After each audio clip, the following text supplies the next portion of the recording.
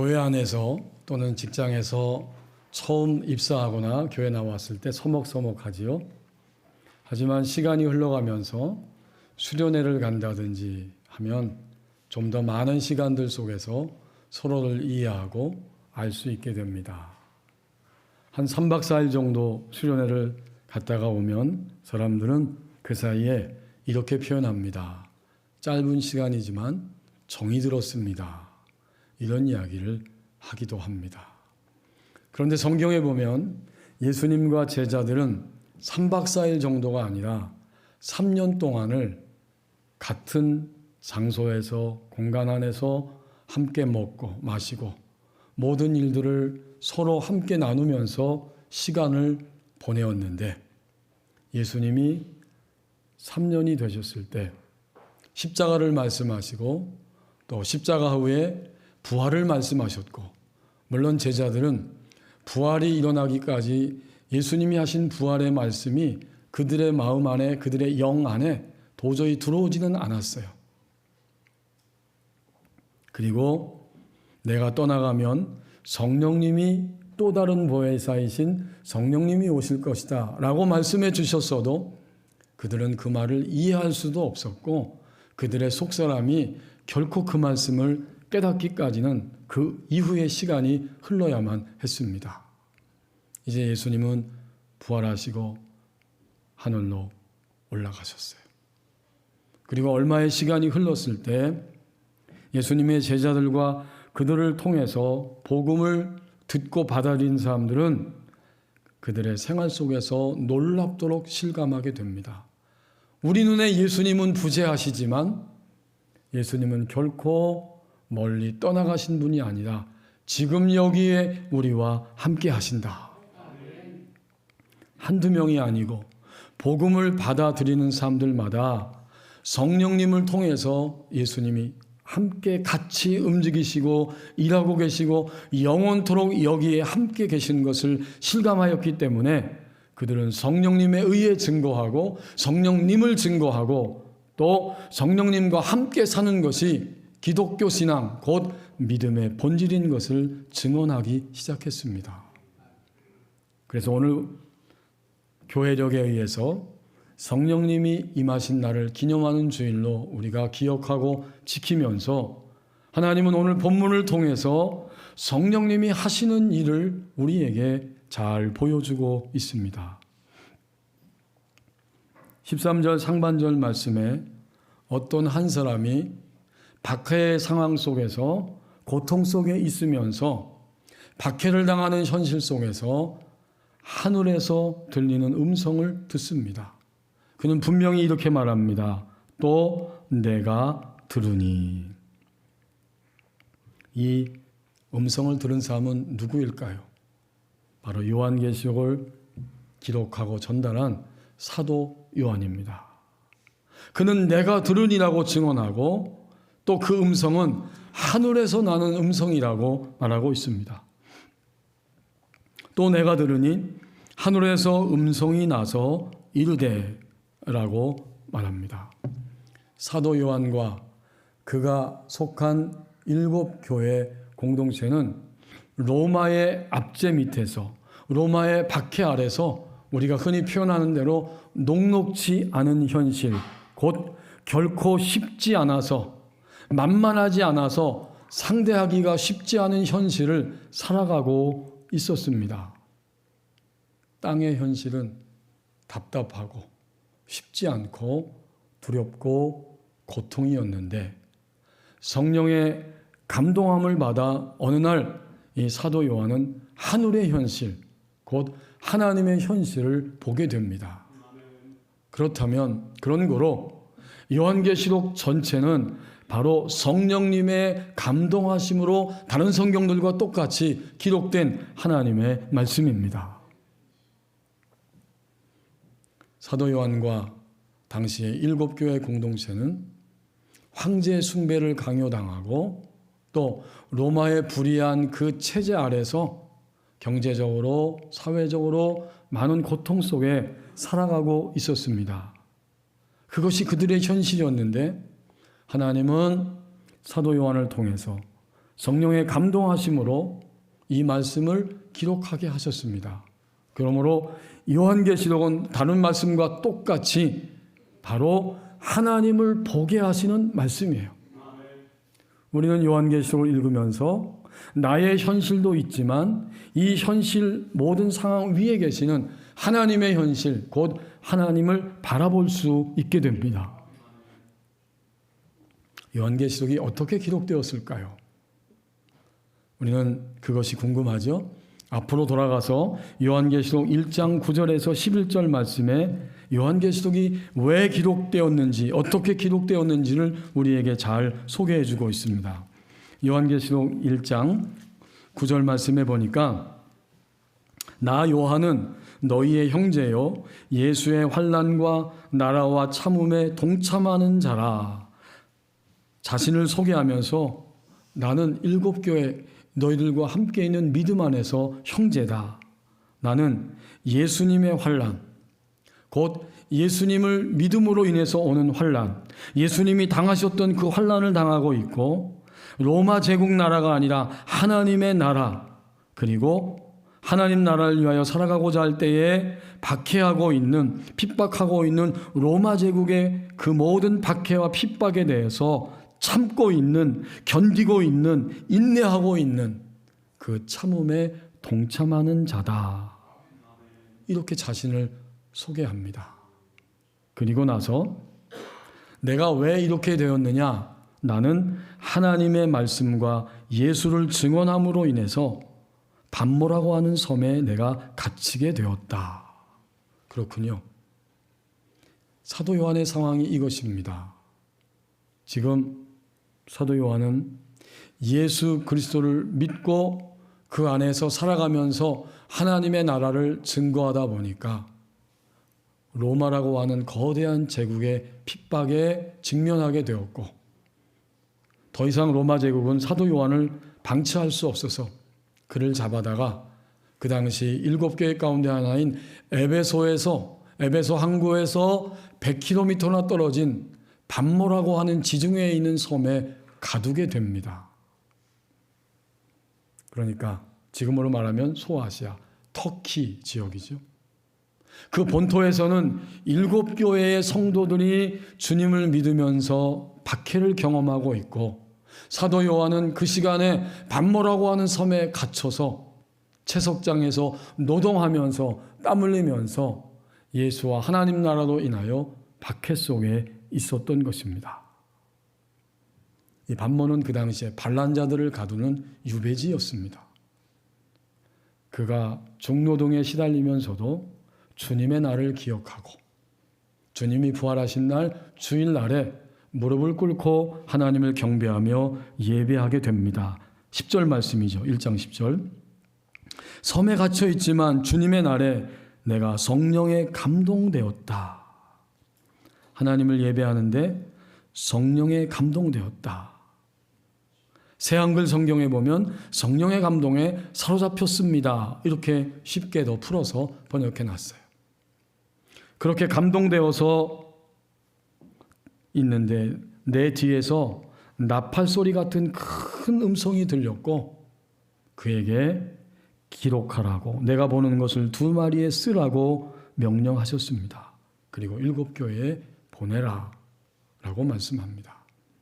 이것이 요한계시록이 어떻게 해서 기록될 수 있었는지, 기록되었는지를 우리에게 보여주는 말씀입니다. 박해가 현실이고 소망은 전혀 보이지 않지만 사도 요한이 반모섬에서 성령의 감동을 따라서 하나님을 바라보게 되었을 때에 거기에는 마침내 소망이 있게 됩니다.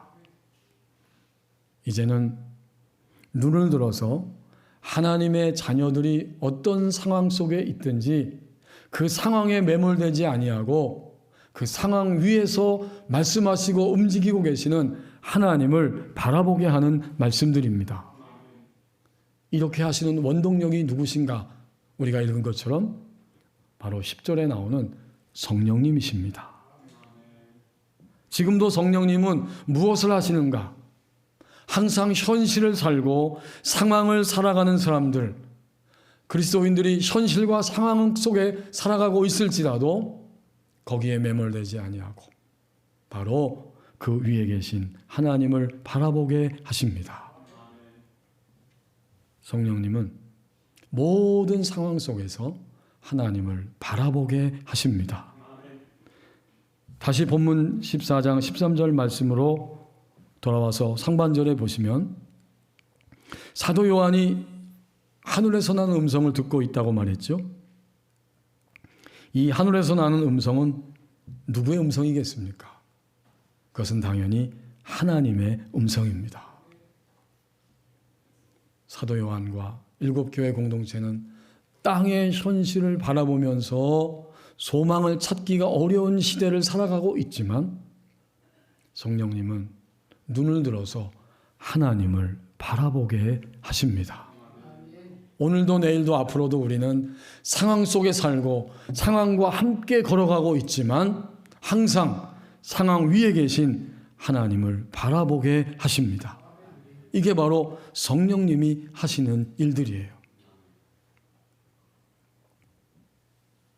1884년에 출생해서 1970년에 하나님의 부르심을 받은 프랭크 루박 선교사님이 있습니다.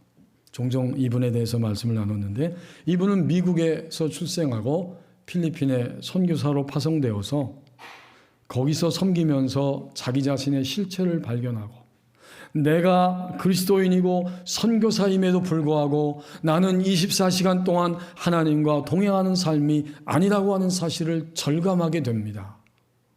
그 이후로 그는 자신의 인생에서 어떻게 하면 하나님만을 바라보는 인생이 될 것인가를 고민하면서 그 길을 추구하게 되었고 마침내 그것을 종이에 적어서 사람들에게 알려주고 그것이 프린트되어 나가다가 나중에는 책으로 출판하게 되었습니다. 바로 얼마 전에 우리 교회 나장로님이 교회에 갖다 주신 책 가운데 1분 게임이라고 하는 책이 있어요. 그 책에서 프랭크 루박은 이렇게 표현하고 있습니다. 만일 어떤 환자가 병원에 입원했는데 그 환자의 체온이 시간마다 달라진다고 하면 의사는 그 환자를 심각하게 받아들일 수밖에 없을 것이다. 신앙도 마찬가지이다. 그리스도인들이 영적인 열기와 냉기 사이를 계속해서 오락가락한다면 이것은 비정상이죠. 하지만 영적인 열기와 냉기 사이를 오락가락하지 않고 온종일 주님을 향할 수 있도록 주님을 바라볼 수 있도록 부드럽게 압박하는 믿음이 있으면 그것은 곧 건강한 신앙을 가졌다는 하나의 징표가 된 것이다. 그러면서 주님을 생각하기 위해서 적어도 처음에 이것을 연습하기를 시작하라는 거죠. 1분에 1초씩 예수님의 이름을 불러보라. 하던 일을 멈추고 다른 일을 잊어버리지 않더라도 얼마든지 일 속에서 생각과 말을 통해 우리는 그분을 초대할 수 있다.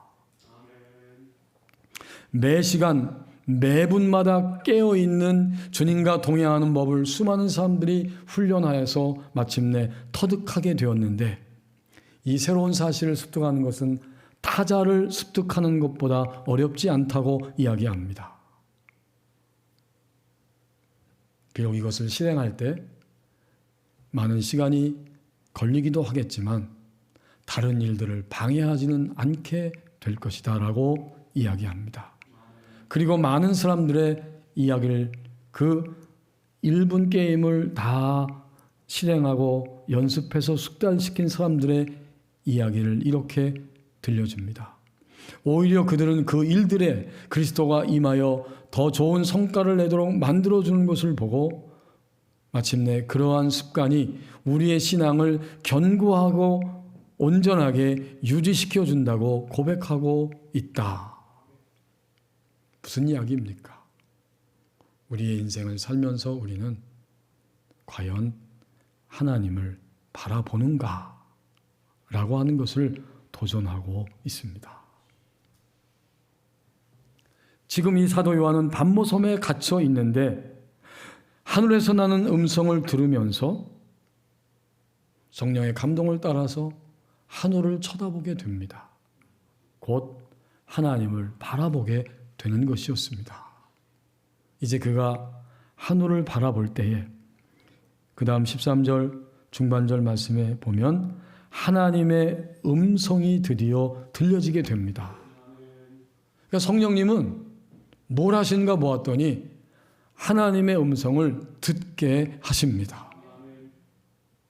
하늘을 바라보니까 하나님의 음성이 들려지고 있는 거죠. 13절 중반절에 기록하라. 지금 이후로 주 안에서 죽는 자들은 복이 있도다 하시매. 하늘에서 음성이 들렸는데 지금 이후로 이제부터는 주 안에서 죽는 자들은 복이 있도다. 지금 사도 요한이 pat모섬에서 이 음성을 듣는다는 것을 상상해 보십시오. 그리고 잠시 후에 당연히 사도 요한을 통해서 7 교회가 이 서신을 받으면서 이 음성을 듣는다고 생각해 보십시오. 이것은 무엇일까요? 이것은 얼마나 시적절하고 그들이 반드시 들어야 할 중요한 말씀이 되었겠습니까?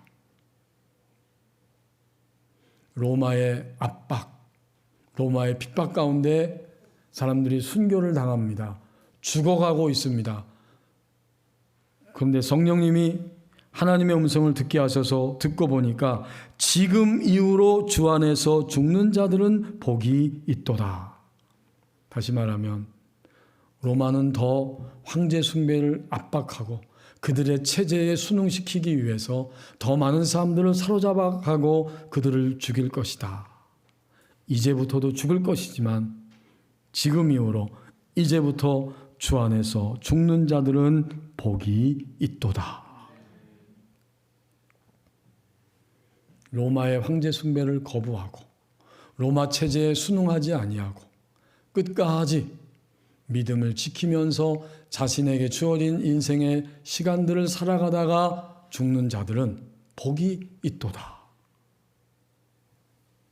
여러분, 이 중반절 말씀이 그 전에 죽은 사람들은 복이 없다 그 말은 아니죠. 그 전에도 그리고 지금부터도 앞으로도 주님의 이름을 믿다가 박해 속에 죽는 자들은, 주님의 이름을 믿다가 자연사하는 사람들은, 누구든지 막론하고 주 안에서 죽는 자들은 복이 있도다. 사도 요한과 요한계시록을 이 서신을 받는 공동체는 지금 자기의 현실에서 하나님의 말씀을 듣고 있습니다. 박해의 현실, 신앙을 대적하고 또 신앙을 향해 나가지 못하도록 끊임없이 압박하는 그 현실 속에서 위축당하고 또 주눅이 들고 심지어는 배교하는 사람들이 생겨나기 시작합니다. 그 모습을 보면서 신자의 내면은 두려움으로 점점 침식되고 답이 보이지 않습니다. 오늘날 표현대로 하면 밤에 밤잠을 잘 수 없습니다. 그리고 몸도 점점 아파하는, 약해지는 자리로 떨어지고 있습니다. 바로 그런 현실이에요. 사도 요한 당시에는 로마라고 하는 거대한 그런 외부적인 박해가 신앙을 위협하고 빼앗아 갔다면 오늘은 뭘까요? 오늘은 생존의 문제, 그리고 주님을 믿으면서도 여전히 유혹에 휘청거리고 또 타락하여 쓰러지면서 주님을 놔버리고 놓쳐버리는 일들이, 그런 사건들이 끊임없이 우리 주변에서 일어나고 있는 현실입니다. 그런데 정말 성령님은 그러한 상황 가운데 있는 사람들을 향해서 한 번, 두 번, 아니 그 이상으로 다가오셔서 말씀해 주셨습니다. 하나님의 말씀을 들을 수 있도록 기회를 주신 거예요. 남편을 통해 아내가 듣게 하고, 아내의 말하는 것을 통해 남편도 성령님의 음성, 하나님의 말씀을 듣게 하고, 이 사람 저 사람들이 내가 살아가는 동안에 들려지는 모든 말들을 통해서 나의 삶에 하나님은 들을 수 있는 기회를 부여하신 거예요. 지금도 끊임없이 하나님은 우리에게 여러 경로를 통해서 돌이킬 수 있는 신호, 사인을 우리에게 보내주고 계십니다. 우리는 늘 말씀드리지만 여러 종류의 소리를 들으면서 앞으로도 살아갈 것입니다. 먼저 자기가 자신에게 하는 소리들이 있잖아요. 내가 스스로 나에게 생각을 타고 던지는 소리들이 있어요. 그리고 우리가 사는 이 땅은 너무나 지혜로운 그러한 세상이기 때문에, 지혜를 추구하는 그러한 세상이기 때문에 많은 대안들을 제시하며 우리에게 여러 가지 소리들을 들려주고 있고요.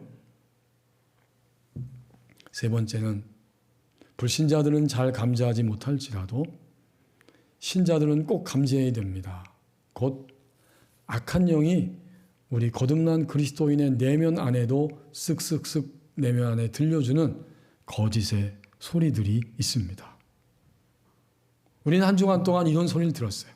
내가 나 스스로에게 하는 소리, 그리고 주변의 많은 사람들과 이 땅의 수많은 지혜들이 우리에게 들려주는 소리를 들었어요. 그리고 종종 신자들도 악한 영이 간교하게 속삭이는 이런 소리들을 우리 내면 안에서 들었습니다. 그러면 신자는 누구입니까? 당연히 신자는 하나님의 소리를 듣는 자들, 하나님의 말씀을 듣는 자가 되어야 합니다. 성령님은 오늘도 그 말씀을 들을 수 있도록 우리를 이끌어 가시는 거예요. 이 13절 중반절이 우리에게 그것을 오늘 보여주고 있습니다. 가장 시적절한 때에 가장 시적절한 말씀을 들려주고 있는 거예요. 죽음을 예측할 수밖에 없고 죽어가는 자들이 있는 그 시간에 주 안에서 죽는 자들은 복이 있도다.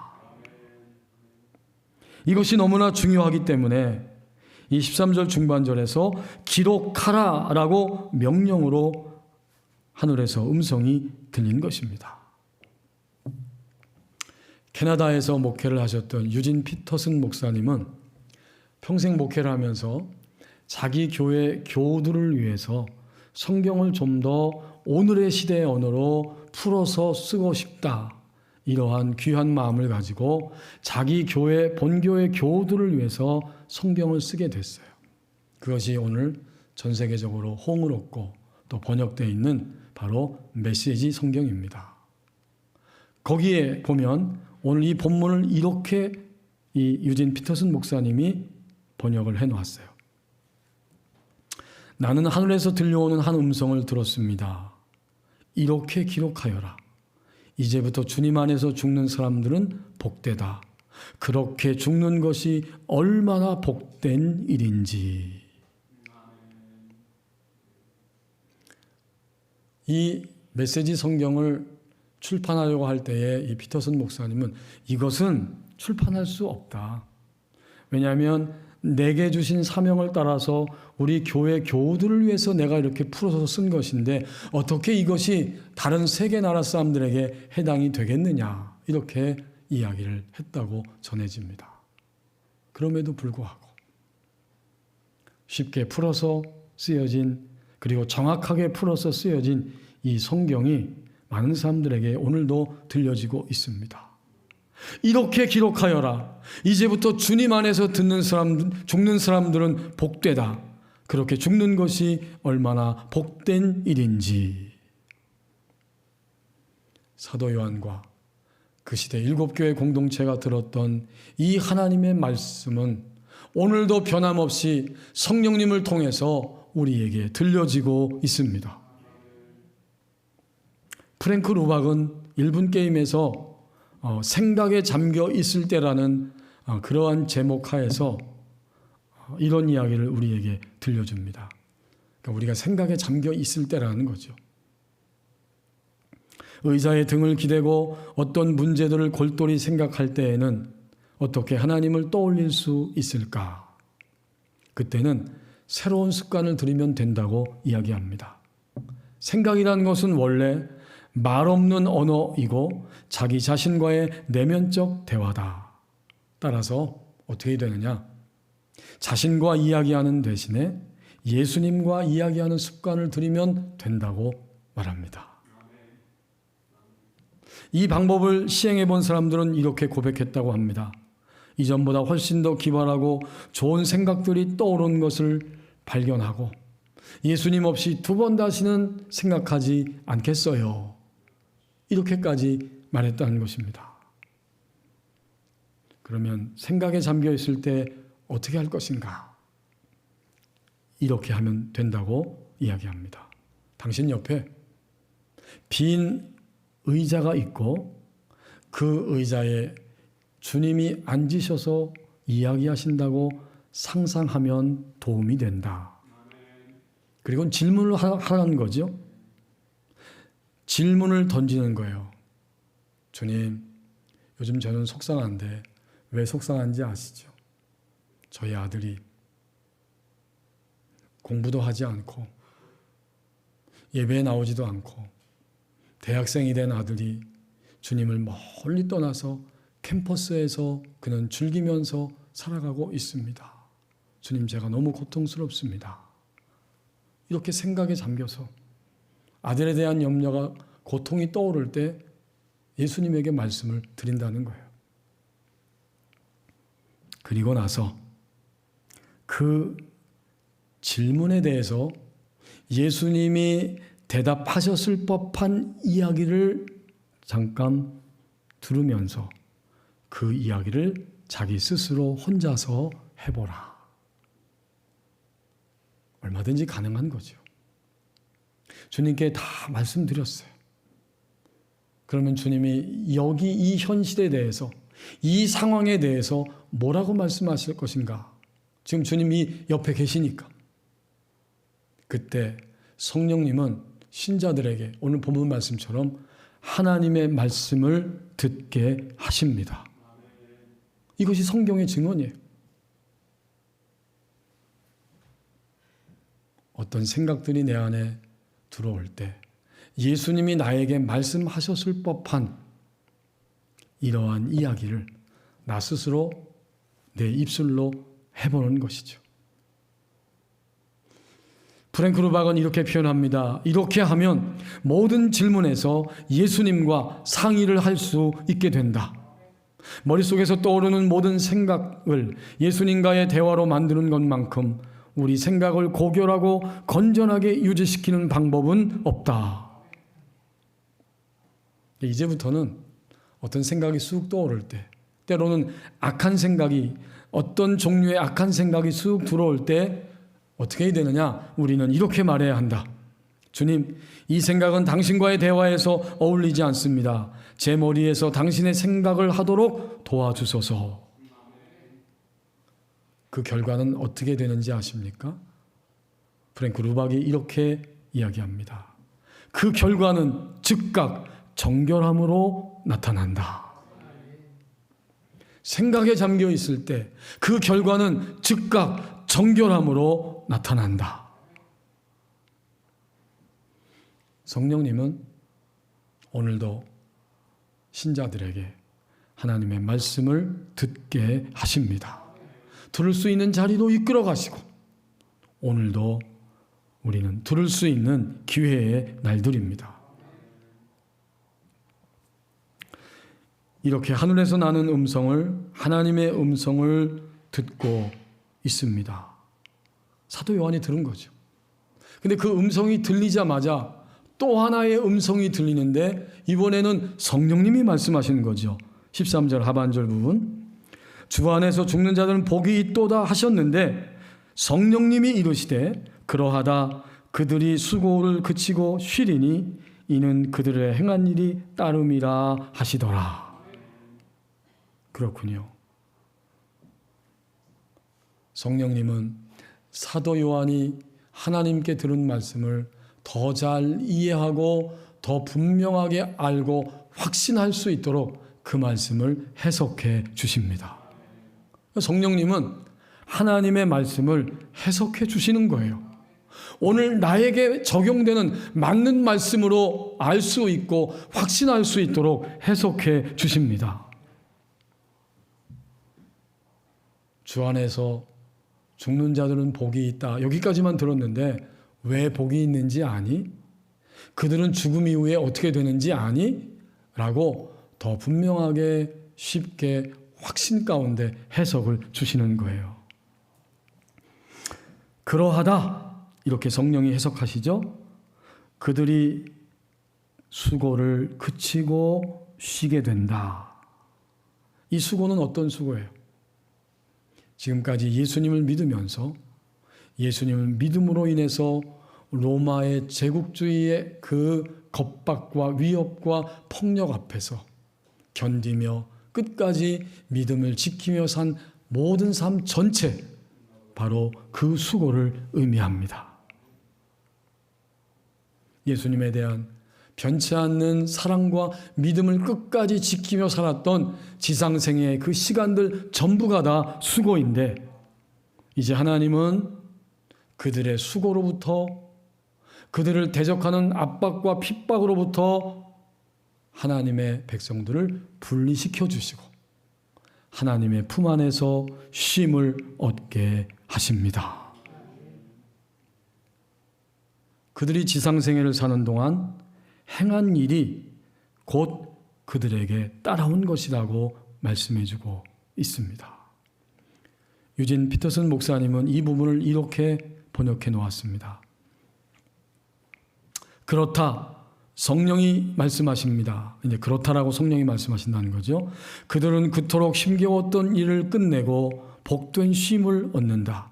그들이 행한 일은 그 어떤 것도 헛되지 않다.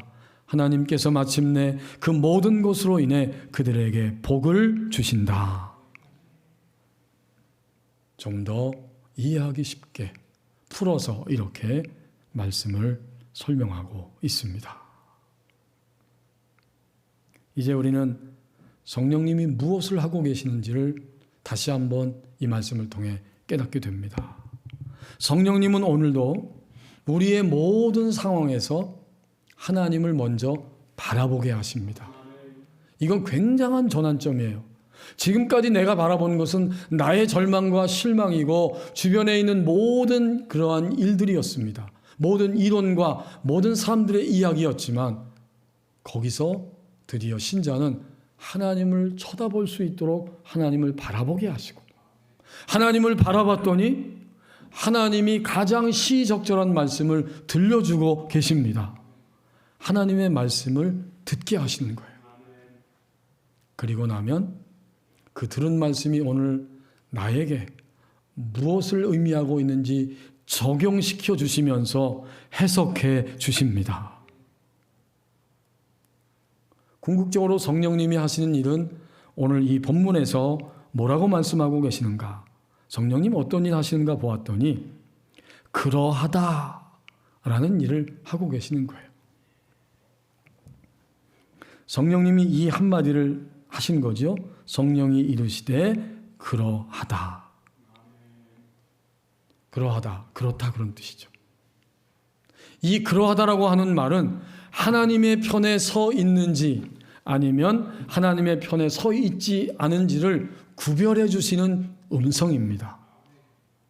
박해로 인해서 두려움과 또 좌절과 고통 가운데 그들이 쓰러지지 아니하고 끝까지 신앙을 지키며 살고 그러다가 너희가 죽었구나.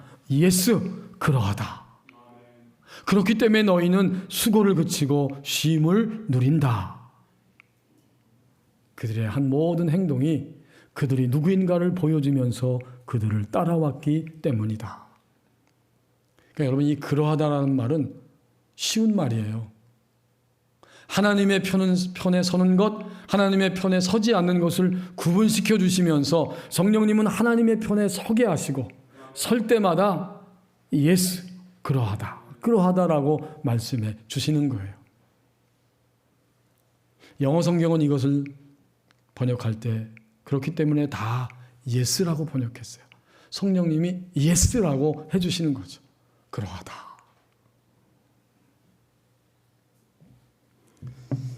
우리는 하나님의 구원의 역사를 성경을 통해서 확인할 수 있습니다. 인간을 구원하기로 작정하신 분은 누구시죠? 하나님이시죠. 또 인간을 구원하시기 위해서 이 땅에 오셔서 구원을 성취하신 분은 그 아들 예수 그리스도이십니다. 이제 예수 그리스도 이후에 모든 사람들이 항상 구원의 길로 갈 수 있도록 거룩한 구원, 성화되는 구원, 영생 얻는 구원, 승리하는 구원의 길로 갈 수 있도록 우리 가운데 항상 역사하시면서 현재적으로 구원을 적용해 주시는 분이 있다면 그분은 바로 성령님이십니다. 하나님 아버지는 구원을 작정하셨고 아들 예수 그리스도는 구원을 성취해 주셨고 성령 하나님은 구원을 적용시켜 주십니다. 이 적용이 바로 해석이에요. 우리에게 끊임없이 그러하다 그러하다 하면서 우리에게 해석해 주십니다. pat모섬에 갇혀서 박해 가운데 있었던 사도 요한과 7교회 공동체, 우리는 오늘 그들처럼 살아가지 않지만 21세기의 pat모섬에 갇혀서 끊임없이 고통스러워하고 두려워하면서 우리의 시간들을 살아가고 있습니다. 오늘 21세기의 pat모섬에 갇혀있는 우리를 향해서 성령님이 다시 한번 새롭게 찾아오시기를 원하십니다. 사도 요한처럼 박해 속에서도 주님의 날에 무릎을 꿇었을 때 공동체적인 예배와 개인적인 예배를 통해 하나님을 향해 나갈 때 성령님은 우리 가운데 오셔서 계속해서 그 믿음 안에 걸어갈 수 있도록 해석해 주시고 해석해 주시면서 그러하다 말씀해 주십니다. 기도하겠습니다. 이제 우리 함께 1분 동안만 합심해서 기도합니다. 하나님을 바라보게 하시고 하나님의 말씀을 듣게 하십니다. 그리고 성령님이 친히 그러하다라고 해석해 주십니다. 오 주여, 오늘 이 성령님의 말씀, 이 해석의 말씀을 듣기를 원합니다. 같이 기도하겠습니다.